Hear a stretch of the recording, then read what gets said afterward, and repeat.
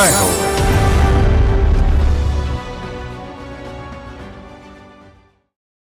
మన ప్రపంచం పెద్దదై వన్యప్రాణి ప్రపంచ పరిధి తరిగిపోతుంది.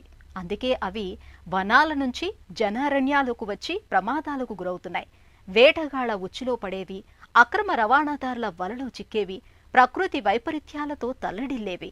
అగ్ని ప్రమాదాలు, వరదలు, అడవి జంతువులకు ఆపదలు చుట్టూ పొంచి ఉంటాయి. వాటిని అలాంటి ఉపద్రవాలు, పెను ప్రమాదాల నుంచి కాపాడే ఆపద్బాంధవుడు అస్సోంలో ఉన్నారు. కాజీరంగా జాతీయ వనం పరిధిలో వేలాది వన్యప్రాణులను కాపాడిన ఆ కథానాయకుడు మనోజ్ గొగోయ్ కథ ఇది. ఈశాన్య రాష్ట్రంలో అదో హరిత బృందావనం, జీవ వైవిధ్య నందనం. కాజీరంగా జాతీయ వనం అసోం సగర్వంగా పరిచయం చేసుకునే ఒంటికొమ్ము ఖడ్గమృగాలు, చిరుతలు, చిత్తడి జింకలు, నీటి గేదెలకు నెలవైన నేల. అక్కడ వీటన్నింటినీ కాపాడే ఓ ఆపద్బాంధవుడున్నారు. అసమాన ఖ్యాతి గడించిన ఆ వన్యప్రాణి సంరక్షకుడు మనోజ్ గొగోయ్. కాజీరంగా జాతీయ వనం సమీపంలో బొచగావ్లో పుట్టారు.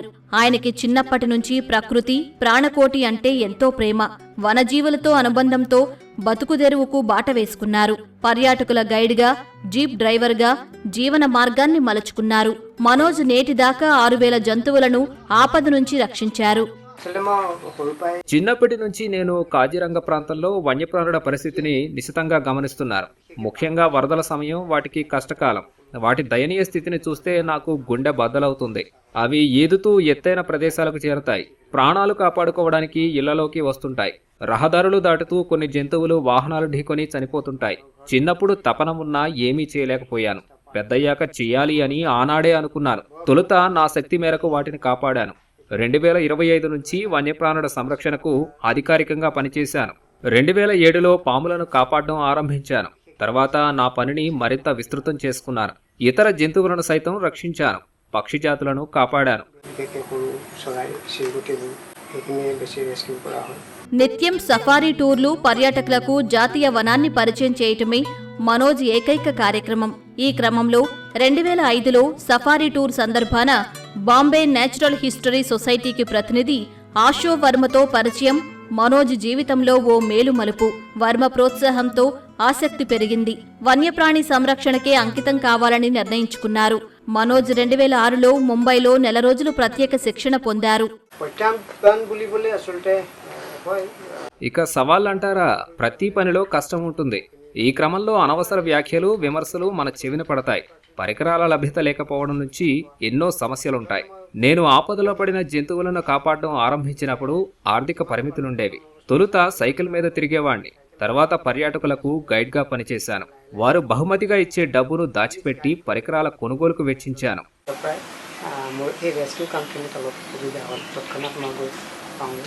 2007లో కశ్మీరీ సైకియాతో మనోజ్ వివాహమైంది. ఇటు కుటుంబ జీవనం, అటు వృత్తి ధర్మం సమయంతో సమన్వయం చేసుకున్నారు. 2008లో కొద్ది మంది వాలంటీర్లతో naturalist for rescue of snakes and birds NRSBని నెలకొల్పారు. పాములు, పక్షుల సంరక్షణపై దృష్టి పెట్టారు. కాజీరంగలో వన్యప్రాణి సంరక్షణకు అనేక సంస్థలు, సంఘాలు పనిచేస్తున్నాయి.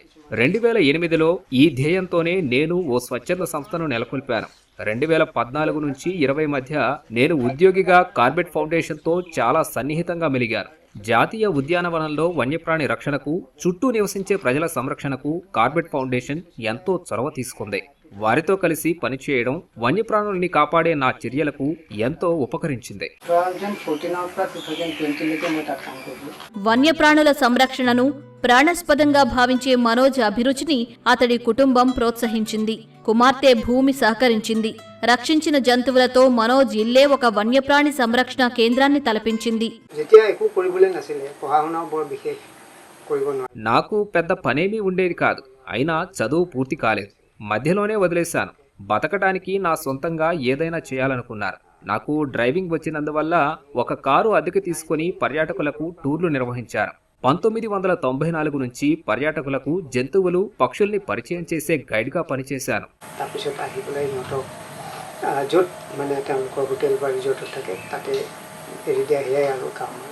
వన్యప్రాణి సంరక్షణలో అవిరళ కృషికి గాను మనోజ్ను ప్రపంచం గుర్తించింది. 2014లో the Corbett Foundation wildlife warrior పురస్కారంతో సత్కరించింది. మనోజ్ పనిచేసేది కేవలం వన్యప్రాణులను రక్షించడానికే కాదు, కోలుకునేదాకా వాటికి పునరావాసం కల్పిస్తారు. తర్వాత స్వేచ్ఛగా వదిలివేస్తారు.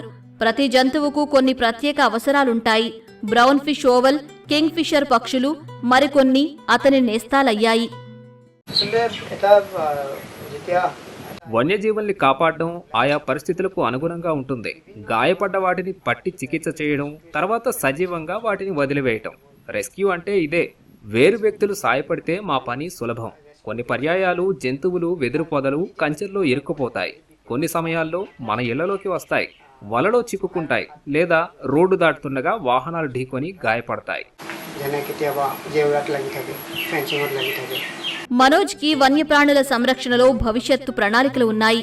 పాములు, పక్షులను కాపాడే ఎన్ఆర్ఎస్బి కార్యక్రమాలను మరిన్ని ప్రాంతాలకు విస్తరించాలని, యువతను ఇందులో నిమగ్నం చేయాలని భావిస్తున్నారు. తద్వారా కాజీరంగా జీవ వైవిధ్యాన్ని కాపాడాలని అనుకుంటున్నారు. జీవ వైవిధ్య పరిరక్షణలో మనోజ్ చేస్తున్న కార్యక్రమాలు ఒక ఆదర్శ నమూనా. అతడు దేశ వన్యప్రాణి సంరక్షణ రంగానికి ఇస్తున్న నజరాన. అతని వారసత్వం సదా స్ఫూర్తిదాయకం. వన్యజీవులు, జీవజాతుల పరిరక్షణపై యువతరంలో అవగాహన తేవడం నా ప్రధాన లక్ష్యాల్లో ఒకటి. నేను వారికి కొంత సమయం గడుపుతాను. పక్షులపై అధ్యయనంలో, వాటిని కాపాడే కార్యక్రమాల్లో నిమగ్నం చేస్తాను. ఈ దిశగా గ్రామాల్లో అవగాహన కార్యక్రమాలు నిర్వహించాల్సి ఉంటుంది. పక్షులు, వన్యప్రాణులు కోల్పోయిన ఆవాసాల్ని పునరుద్ధరణకు మాకింకా సమయం ఉంది. ఈ లక్ష్య సాధనకు అంతా కలిసి పనిచేయాలి. বেলেগ বেলেগ রেস্কিউ অপারেশন কামতো তেওঁলোক যায়।